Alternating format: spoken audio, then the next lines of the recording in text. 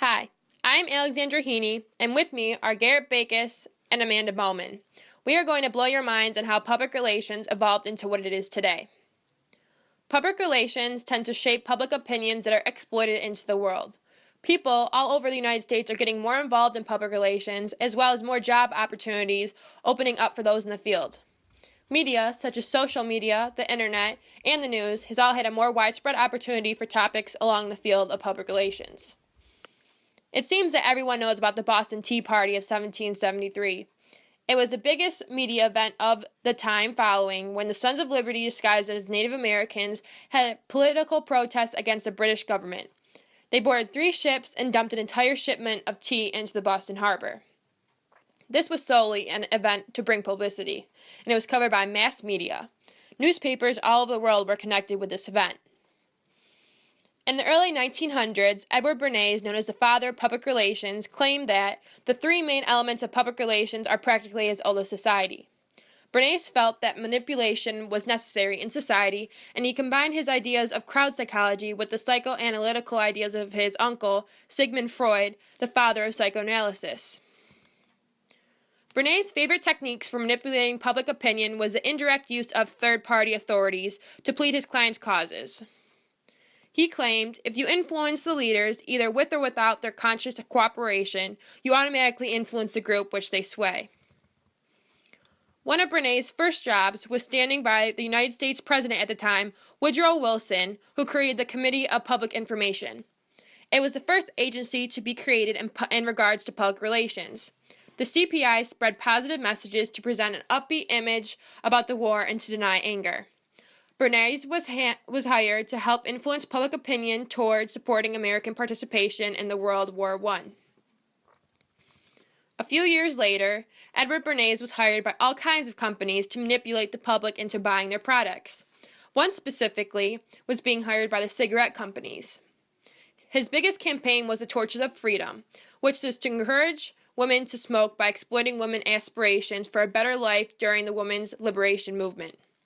Cigarettes were symbols of emancipation and equality with men.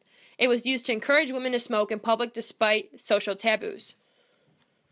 Bernays hired women to march while smoking in the Easter Sunday parade, which was a significant moment for fighting social barriers for women smokers. Bernays then convinced industries that the news, not advertising, was the best medium to carry their message to an unsuspecting public. Not only did newspapers cover this era, but also broadcasting. As time dispersed, broadcasting took on a more advertising-based form, delivering information specifically tailored to unique kinds of audiences in an effective and thorough manner. This exposure has transformed broadcasting as a whole, making the field and its influence in public relations a necessity for any type of distribution of knowledge. In 2001, the attacks of 9/11 immediately reshaped communities as well as communications and public relations. When the first attacks hit, many people were connected to the news stations and radios, but there were still people who went on about their everyday lives and not connected with the attacks that went on that morning.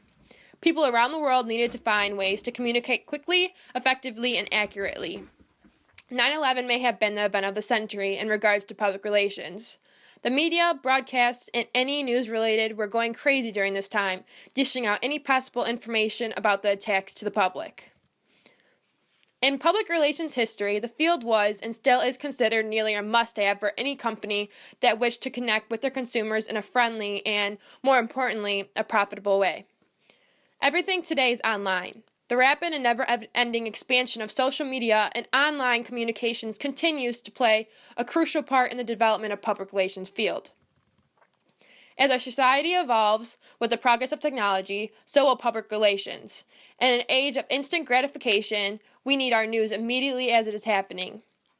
As the demand for information now grows, so does the need for someone to give it to us. This is why the field of public relations will evolve to fit the needs of our ever-evolving society and technology. Because this generation spends so much time with our tablets, phones, and computers, we are finding our information online and from channels like CNN and USA Today. The causal effect is that we are spending less time gaining our knowledge from the actual newspaper. As technology steepens, so do the forums for which information can be relayed. On the daily, we encounter websites and news that were formatted for our convenience, interests, and necessities. Our lives have become constantly intermingled with technology, and we desire the instant gratification that comes with having an outlet for information at our fingertips. From the past to the present and evermore, public relations will be part of our lives.